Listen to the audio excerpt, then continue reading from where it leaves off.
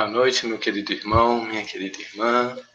Sejam todos vocês muito bem-vindos hoje na nossa live, das nossas quartas-feiras à noite, né? Espero que todos possam estar em paz, em suas residências, nos seus trabalhos, independente de onde estivermos. Que nós possamos juntos comungar os mesmos pensamentos, sentimentos e assim irradiar a paz, a harmonia para todo o nosso redor. Quem nos acompanha pela primeira vez, eu sou o Davi, sou trabalhador da Casa Assistencial Chico Xavier e estou à frente das atividades online da casa nessa época de pandemia. Já estamos aqui com o nosso companheiro Paulo Brito, nos dando boa noite. Seja bem-vindo, Paulo. Espero que nós possamos refletir juntos na mensagem de hoje. Cibele também já está chegando, nossa querida companheira Cibele. Muito bem-vinda, Cibele. Hoje nós tiramos a noite para conversar um pouquinho sobre a purificação do templo.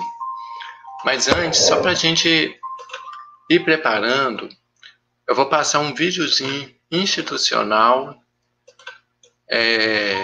que é um projeto que a gente está querendo toda live a gente iniciar passando, aí nem toda a gente lembra, infelizmente, né, a cabeça falha, mas é para a gente começar a divulgar as campanhas que a União Espírita Mineira está trazendo aqui para a nossa região, para o nosso estado, né.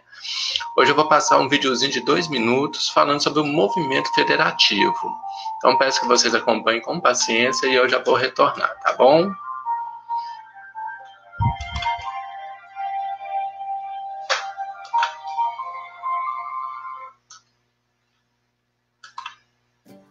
Olá, amigos e irmãos de Ideal Espírita. Quero falar com vocês sobre união e unificação no nosso meio e sobre movimento espírita federativo. O Conselho Federativo Espírita de Minas Gerais,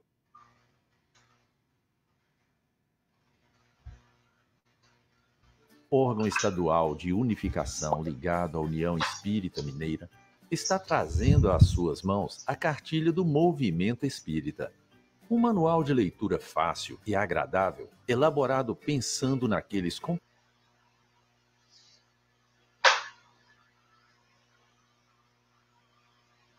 companheiros que atuam nos centros espíritas e que talvez não conheçam ou simplesmente não foram despertados para a oportunidade de participar desse congraçamento, mas que desejam conhecer melhor e se integrar à causa espírita, juntamente com seu centro, unindo esforços para o trabalho na seara do Mestre. A cartilha apresenta em linguagem acessível cada uma das entidades participantes com a descrição dos seus objetivos maiores, das atividades principais e complementares, da distribuição geográfica e das áreas de atuação, desde a criação do Centro Espírita até a sua integração à organização federativa, passando pela vinculação à Aliança Municipal, ao Conselho Regional e ao Conselho Estadual, o nosso COFENG. E tudo isso apoiado em embasamento evangélico, doutrinário e também legal para dar legitimidade e atualidade às informações.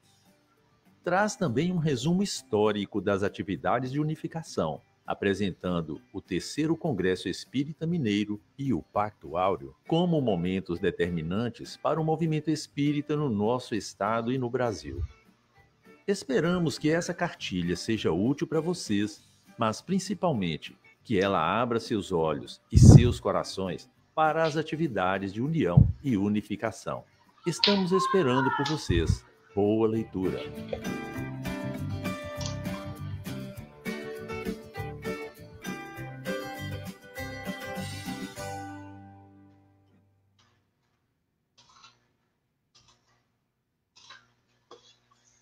Então, queridos irmãos, retornamos.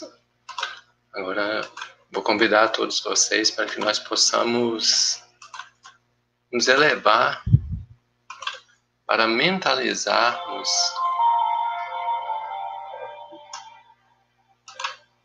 junto à espiritualidade amiga, pedindo a proteção, o amparo e o direcionamento de nossa noite e assim de nossa semana. Então eu convido a todos para que nós possamos trazer novamente em nossas memórias o momento mais feliz que vivemos nos últimos dias, um momento de satisfação, de alegria, de entusiasmo que tivemos. E trazendo à tona esse sentimento, vamos gozar de tudo de bom que Ele nos oferece, de tudo de construtivo que Ele direciona em nossas vidas, para que assim possamos vibrar na mesma sintonia que esses anjos enviados pelo Cristo que estão à nossa volta, para que todos nós possamos assim compartilhar um momento de paz e harmonia. E assim, rogar ao Mestre Jesus a bênção para iniciarmos a nossa tarefa da noite. Que nós possamos, através de nossas reflexões, direcionar as nossas atitudes ao bem, ao autoconhecimento, para nos tornarmos homens e mulheres melhores a cada dia, purificando a alma e o viver de todos nós. Que Jesus esteja conosco e nos abençoe sempre. Assim seja.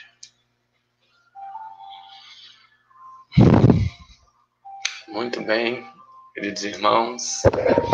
Já vejo que tem duas pessoas queridíssimas nossas aqui, né?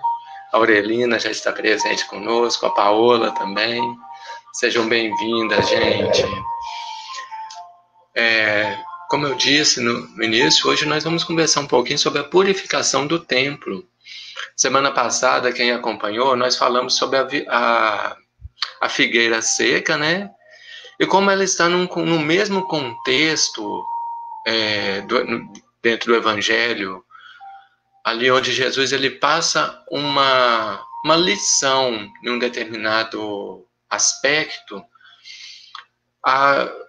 essa parte da purificação do templo ou a expulsa dos mercadores do templo, ela entra nesse contexto da figueira seca e a gente decidiu manter esse contexto aqui para que a gente possa abordar toda a ideia da passagem evangélica, né?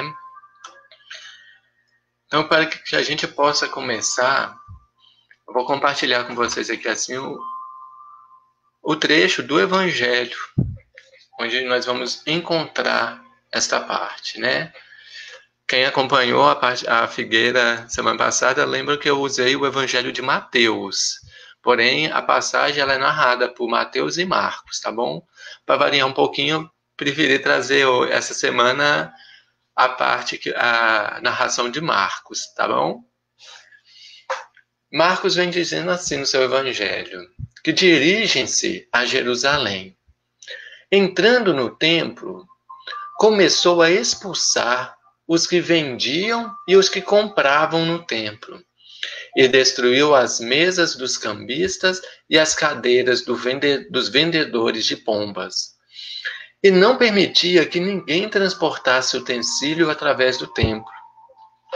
Ensinava e dizia a eles: não está escrito que a minha casa será chamada casa de oração para todas as nações?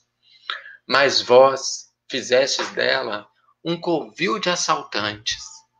Os sumos sacerdotes e os escribas, ouvindo isso, procuravam como o matariam.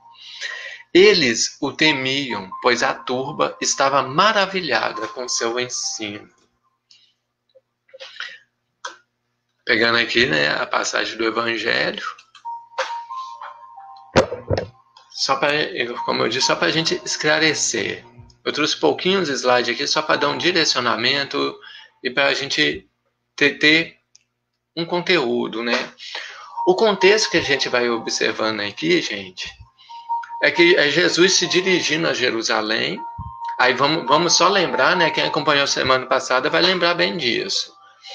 Que nós vamos ter que Jesus chega em Jerusalém um dia, onde ele é exaltado pela multidão.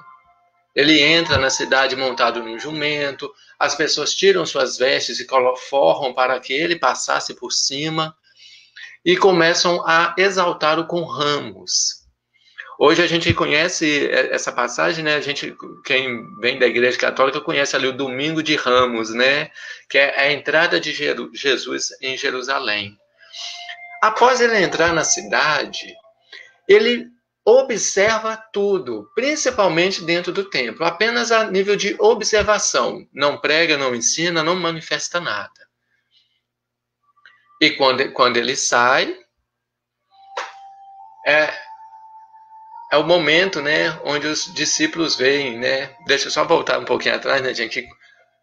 Quando ele sai, eles vão para Betânia, e lá ele busca o figo na figueira, amaldiçoa a figueira, né, como Pedro vem dizendo no Evangelho, e ela seca. A passagem onde Pedro observa que a figueira seca é após esse episódio da purificação. Então Jesus entra ali assim e, indignado, ele sai fazendo uma bagunça ali, né? Igual no Evangelho a gente vai vendo aqui que ele quebra as mesas, as cadeiras, não permite que as pessoas fiquem transportando objetos lá dentro, porque é um templo sagrado e havia feito uma casa de comércio. Só que é interessante a gente observar o que era esse templo de Jerusalém na época, porque era o ápice da estrutura religiosa, mas também era onde se encontrava toda a estrutura política e econômica da cidade, ou de toda a região, né, da Judéia inteira, né? E ali dentro, todos os viajantes, eles buscavam o Templo de Jerusalém, pela segurança que oferecia e pelas facilidades de encontrar de tudo lá. Você encontrava cambistas, encontrava mercadores de tudo, de tecidos, de roupas, de vasos, de animais, principalmente de animais, né, gente? Vamos lembrar que os judeus, eles não faziam sacrifícios humanos mais, mas eles ainda usavam sacrifícios de pequenos animais, rolinhas, pombos, carneiros, ainda utilizavam isso em suas cerimônias. E ali dentro encontrava tudo isso. E Jesus, ele, como eu disse, fez aquela bagunça ali, buscando purificar o templo, né? Mas quando a gente vai ver o que Jesus faz ali, será que Jesus estava expressando uma violência? Porque no Evangelho, quando a gente apenas faz uma leitura superficial, nós vamos ver que ele sai quebrando tudo. Nós temos algumas pessoas que chegam até a falar que Jesus ele chegou a matar nesse episódio, gente. Não é bem assim não, viu, gente? Quem já ouviu falar isso, pode falar que não é bem assim. Porque Jesus ele não expressava essa violência. Gente, o pessoal está entrando aí, deixa eu dar boa noite aqui para do Carmo, né? E para Maria Conceição também. Sejam bem-vindas, gente. Fiquem à vontade. Lembrando que o chat está aqui, viu, gente? Eu estou acompanhando vocês. Podem colocar suas opiniões, podem concordar, discordar, perguntar. A gente está aqui para aprender junto, tá bom? Então vamos prosseguir. Peguei aqui um trechinho do Livro dos Espíritos, onde vai falar das naturezas dos espíritos, né? Só para a gente entender esse contexto de que Jesus ele não expressa a violência nesse episódio. Nós vamos ver lá na questão 101 do Livro dos Espíritos, que vai falar o que são os espíritos imperfeitos, né? Que é onde tem a predominância da matéria sobre o espírito, propensão para o mal, ignorância, orgulho, egoísmo e todas essas paixões que eles são consequentes. Isso são os imperfeitos, né? Aí vão lá, levanta a mão quem está nisso. Eu tô. Nós vamos ver o quadro, na questão 107, dos bons espíritos. Aqui é onde já tem uma predominância do espírito sobre a matéria, desejo do bem. Suas qualidades e poderes para o bem estão em relação ao seu adiantamento, Uns têm a ciência, outros a sabedoria e a bondade. Esses são os bons espíritos. E vamos observar que só o fato de um bom espírito, mesmo, isso é mesmo encarnado, viu, gente? Ele já está propício ao bem, ele já deseja expressar o bem. Ele já tem um adiantamento onde ele não vai expressar crueldade nem violência. Só que Jesus ele ainda está além, né? Porque a gente ainda vai ter os espíritos puros, que vai dizer que não tem nenhuma influência da matéria. Não sofre influência da matéria, gente. Superioridade intelectual e moral absoluta com relação aos espíritos de outras ordens. Isso a gente trouxe do Livro dos Espíritos, mas nós também vamos observar a classe dos espíritos crísticos, onde eles já estão num nível de pureza tão elevado que supera a desses espíritos puros. E é onde nós vamos encontrar Jesus Cristo. E aí, eu pergunto para vocês, aquela questão que ficou, Jesus foi violento nessa purificação do templo? A chance dele realmente ter se tornado um homem violento assim, de repente? Podemos afirmar que não, gente. Mas se Jesus não estava violento, por que ele entrou fazendo a bagunça no templo? Olha aí, só para fazer uma piadinha, né? Então Jesus estava muito doido naquela hora, né? Ele queria zoar com a cara das pessoas, né? Também não, gente. Jesus, ele não fazia esse tipo de brincadeira. Os espíritos zombeteiros, que são os que buscam isso, eles estão na classe de espíritos inferiores. E vamos lembrar que Jesus é um espírito crístico. Deixa eu dar uma boa noite aqui pro Reinaldo, né?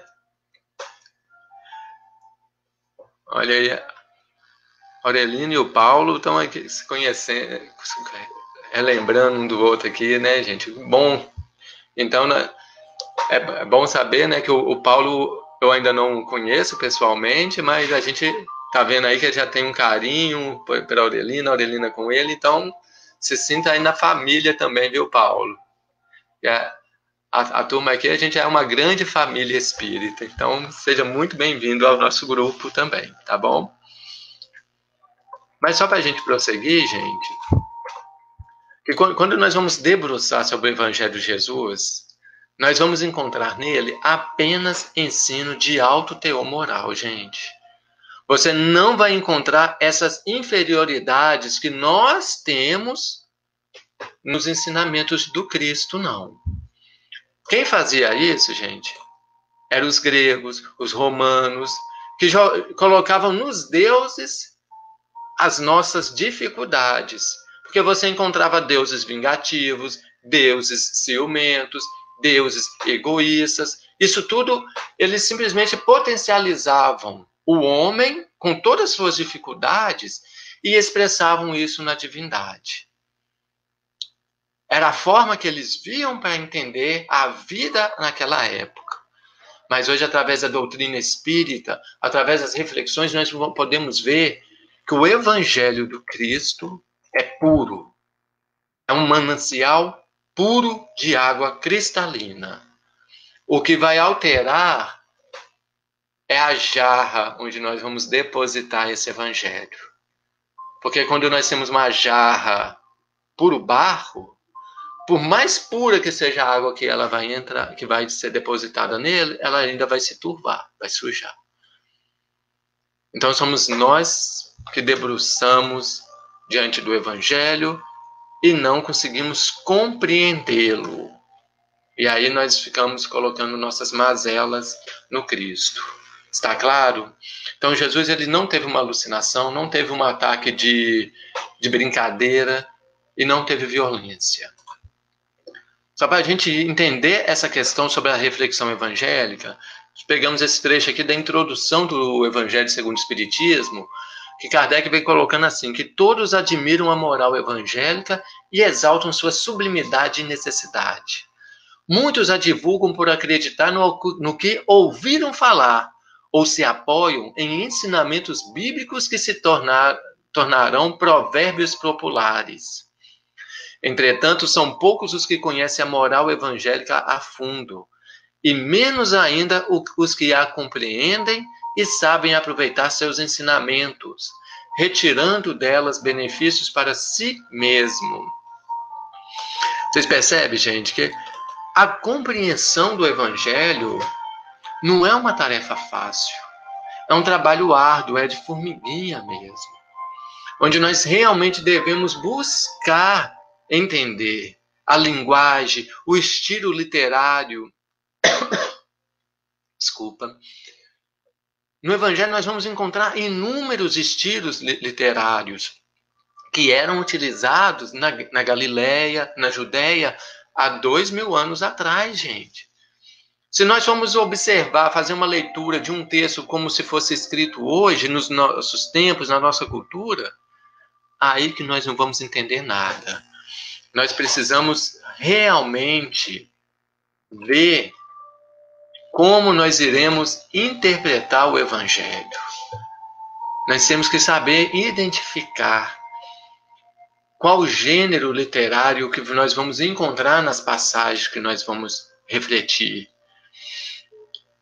E no caso do templo, para a gente observar o que se passava, a gente tem que perguntar qual gênero literário, qual tipo de ensinamento Jesus queria utilizar nesse momento, né? Eis aqui. Ele usou um estilo literário que, na época, era muito conhecido. Ele tem muitos relatos no Antigo Testamento. Nós vamos ver no livro de Isaías, Jeremias, Ezequiel. Vamos encontrar também em Atos, uma situação que aconteceu com o próprio Paulo.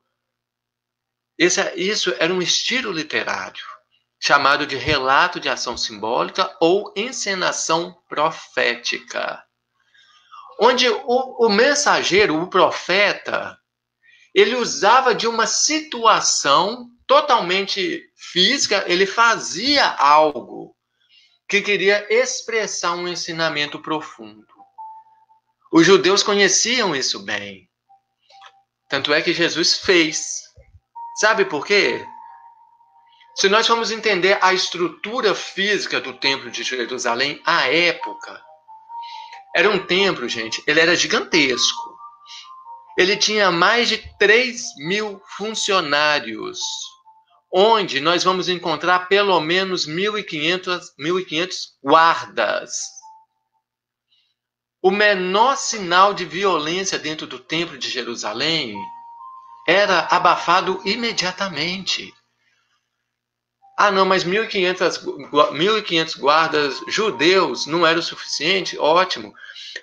Colado no templo, nós tínhamos a fortaleza Antônia, que era um quartel-general romano, onde ficava uma legião inteira de soldados romanos. Ou seja, tínhamos ali 10.000 soldados romanos, com livre acesso ao templo. Mais 1.500 guardas do templo. Então, um total de 11.500 soldados. Vocês acham que uma pessoa é capaz, por mais que seja Jesus, ele e seus 12 discípulos, era capaz de entrar lá para propagar violência? Gente, ele seria capturado em questões de minutos. Antes dele quebrar a segunda cadeira ou mesa, ou de soltar a segunda rolinha, ele já estaria preso. Só que eles conheciam o gênero, eles conheciam a literatura e os costumes da época, e viram que era uma pregação, era uma profetização que o Cristo passava ali. Só que por isso ele não mostra violência, mas ele mostra indignação. Porque vai ser o único momento que Jesus vai realmente se indignar com uma situação. Simplesmente pelo fato dele não admitir o comércio com a religião. O sagrado é sagrado, o comércio é comércio. E a gente não precisa misturar os dois. Simão Paulo está dando um comentário aqui, né? Ah, ótimo, Paulo. Muito obrigado, viu? Ficamos muito felizes pelo carinho. E como eu disse, principalmente de saber que assim que está tão próximo de uma pessoa tão querida nossa, né, que é a Aurelina, a gente já considera você nosso irmão aqui também, em Cristo. Então vocês percebem, pessoal, que Jesus estava ali assim, mostrando que eles estavam utilizando o sagrado errado. Lembra da semana passada, quando a gente falou da figueira seca? Ele secou a árvore que era sagrada para os judeus, para mostrar que eles estavam dando muito valor à matéria e pouco valor ao espírito. E nesse episódio do templo, ele está mostrando mais ainda isso. Porque a partir do momento que Jesus entrou em Jerusalém e foi saudado, observou tudo, quando ele volta na atitude de julgamento. Ele volta julgando os costumes daquele povo, querendo mostrar que os sacerdotes, que os saduceus, que os hebreus, no geral, estavam equivocados com a sua fé. Aí nós vamos ver que no templo Jesus propõe 2 purificações. Gente, eu fui infeliz na letra desse slide aqui, eu vou colocar maior aqui para vocês poderem acompanhar comigo a leitura, viu? A letra está um pouquinho ruim para ler, eu estou percebendo, viu? No templo, ele vai propor 2 purificações, dando a entender o cuidado que devemos ter com a relação com o templo, né? Aí o templo a gente vai ver que é a casa espírita, que é a igreja, que é o terreiro, não importa o que é o seu templo, que é seu lar, seu templo, gente. Nós temos que ter esse zelo. E também com a casa mental. Com a casa mental. Que é o nosso maior templo, gente. Nosso maior templo é a nossa casa mental. Porque tudo vai começar aqui. O desejo de ser uma pessoa melhor vai começar aqui. O esforço e o caminho para me tornar melhor vai partir daqui. A forma de me tornar melhor vai partir daqui. Gente, eu estou apontando a cabeça aqui, né? Não vamos entender isso simplesmente com a parte racional. É uma conjuntura entre o seu raciocínio e o seu sentimento. Vai partir do seu espírito. Vai partir de você.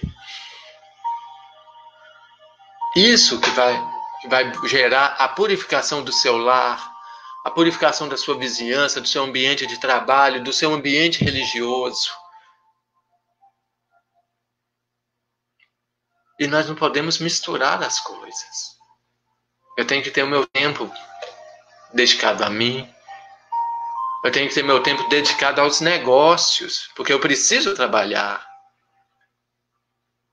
Por mais que eu queira viver, né, só de luz, eu ainda necessito de abrigo e de comida. Então nós necessitamos sim, mas que eu não misture. Não misture.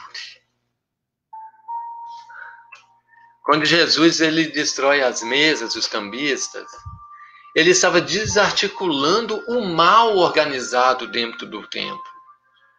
Como só ele tinha condição de ver. Ele queria fazer a relação de diferença ali, para que as trevas não deixassem simplesmente de existir nos corações das pessoas. Quando ele destrói as cadeiras, né, que é justamente o local de acomodação, de descanso, às quais nós nos ajustamos sem resistência no decorrer do tempo, em atendimento às tendências ao menor esforço. Vocês estão percebendo o porquê? O simbolismo que teve dele destruir mesas e cadeiras? Ele estava querendo combater o mal dentro da gente, e o outro, ele estava querendo nos colocar para direcionar a todos nós para o esforço. Porque é necessário. Porque o simples fato de você querer se tornar uma pessoa melhor vai te demandar um esforço muito grande. Porque nós estamos afundados num ambiente que tudo nos chama a fazer as coisas erradas. Ou pelo menos a fazer as coisas mais fáceis, mais acomodadas. Porque nós somos acomodados. E assim nós precisamos realmente batalhar e lutar, quebrar mesmo todas essas barreiras para ir evoluindo. Paulo, ele nos lembra que o corpo é o templo do Espírito. Gente, olha só, o corpo sendo o templo do Espírito, eu tenho que tomar cuidado até com o que eu vou ingerir. Isso mesmo, a minha alimentação, o meu desempenho, a minha mobilidade, tudo isso, gente, vai influenciar.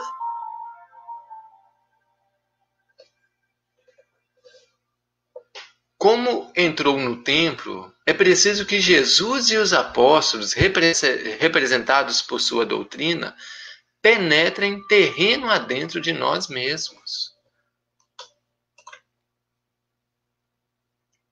Jesus entrou no templo num dia e observou tudo. No outro, ele veio para colocar as coisas nos seus devidos lugares. E no templo de nossa vida? E no templo de nossa existência? Qual fase Jesus está conosco? Será que ele está numa fase de observação? Ou será que ele já está nos dando a oportunidade de reforma? Lá no Evangelho, quando nós vamos encontrar Jesus falando que não veio trazer a paz, e sim a espada, é ele nos chamando para essa luta diária. Porque se eu viver em paz, e aí essa paz ela entra na questão de eu estou satisfeito como a minha vida está. Eu tenho meus probleminhas, eu tenho minhas dificuldades, mas eu não quero mudar não, eu quero ficar aqui. Se nós estamos buscando essa paz de acomodados, de inerte, de pasmo mesmo, gente, de ficar procrastinando a nossa vida, nós devemos largar essa paz e pegar a espada. Nós devemos lutar contra nós mesmos todos os dias. Nós devemos lutar contra esse comércio religioso, nós devemos lutar contra essa, desculpe a palavra, gente, mas essa prostituição que fazemos conosco mesmo. Aí a prostituição que eu digo, gente, é no sentido evangélico, porque nós vamos encontrar muito isso quando Jesus vai atribuir a Jerusalém a figura da prostituta, a outras cidades. Porque não há prostituta dos bordéis da vida. Mas a prostituição que nós fazemos ao entregar o nosso corpo, os nossos desejos, aos impulsos da carne. E aí eu não estou falando simplesmente no sentido sexual. Porque quando eu me entrego ao impulso da gula, eu estou prostituindo o meu corpo para a gula. Quando eu me entrego aos desejos do egoísmo, do orgulho, eu estou me prostituindo a isso. E nós devemos sim lutar contra esse comércio. Nós devemos nos policiar. Lembram lá, né, da frase orai e vigiai, né, que está lá no Evangelho também. Porque se eu estou em oração, eu estou acompanhado dos bons espíritos. Mas mesmo na companhia dos bons espíritos, eu vou vigiar os meus passos. E essa vigia, quem faz é o guarda. É com a espada que Jesus trouxe. A espada do Evangelho. A espada da vida bem vivida. Do trabalho bem realizado.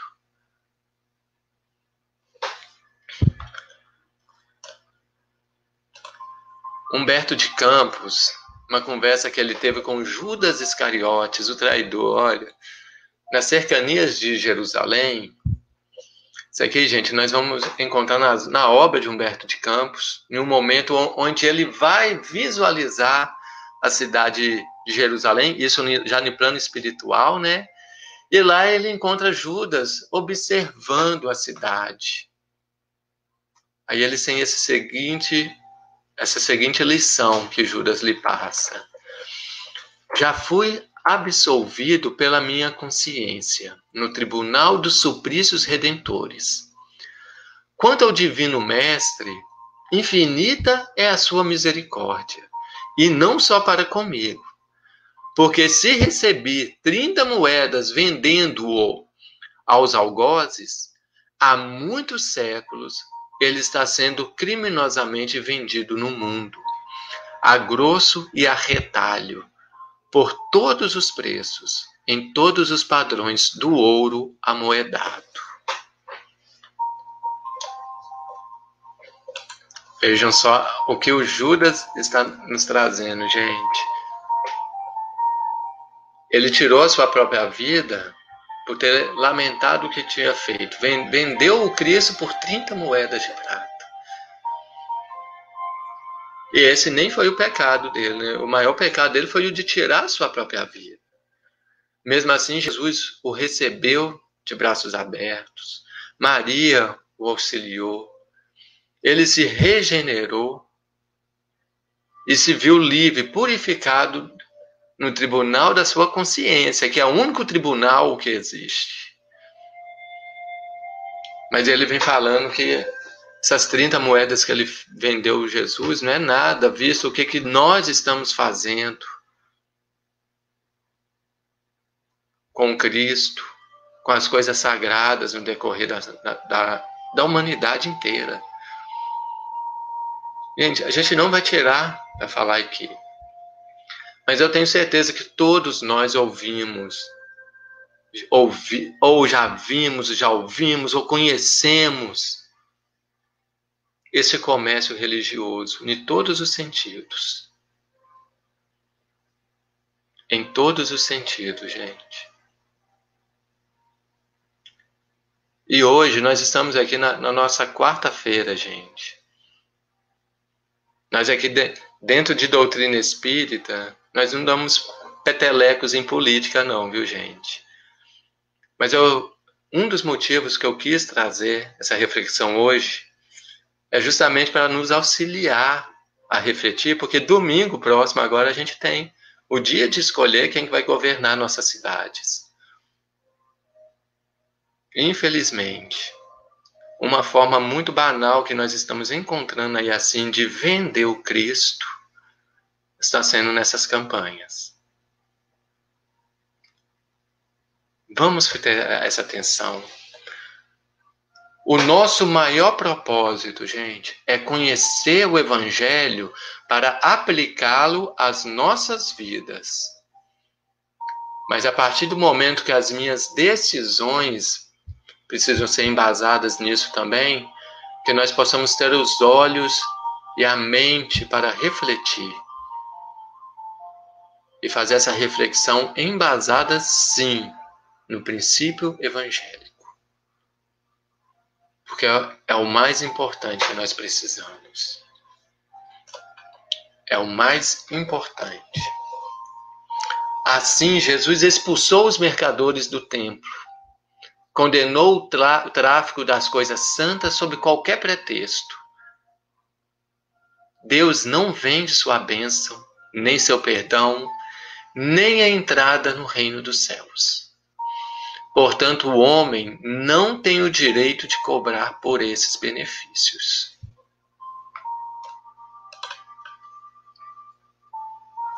Lembra lá do dai de graça o que de graça recebestes. Tudo, gente, que vem de Deus é gratuito para a gente. Tudo que vem de Deus é gratuito. E que seja na nossa época, até mesmo o marketing, utilizando Deus, nós devemos sim confrontar com o raciocínio lógico, com a fé raciocinada e com o sentimento de verdadeiros cristãos. Que nós possamos abrir a porta do nosso templo para que Jesus entre e purifique. Porque observando ele já está há muito tempo. Há muito tempo nós estamos sendo observados. Depende de nós essa purificação. Obrigado a todos pela atenção, pelas manifestações de carinho, pela companhia que fizeram comigo, que me deram e nos demos, né, nessa noite. Fico muito feliz de estarem todos acompanhando as nossas lives. E isso nos dá muito incentivo, muita força para prosseguir lutando, para sustentar, né, esse alicerce, essas paredes da doutrina espírita em nossa região toda. Então, gente, muito obrigado a todos. E eu convido a vocês agora para que nós possamos agradecer. Rogando a Deus a bênção para sairmos deste encontro fraterno fortalecidos e lúcidos perante o seu Evangelho. Que nós possamos nos tornar, nos esforçar cada vez mais para sermos melhores. Para realmente abrir as portas do nosso templo ao Cristo e assim permitir essa transformação nas nossas vidas. Que todos sejam muito abençoados e que possamos ter uma excelente noite. Assim seja. Gente, é sempre uma alegria muito grande participar com vocês. Semana que vem já fica o convite. Nós vamos ter nossa irmã Regina Celli, de Sete Lagoas, né? Participa ali com a gente na área do atendimento espiritual do 28º CRE de Pedro Leopoldo. Então, fica o convite para que todos nós possamos nos reencontrar novamente na próxima semana.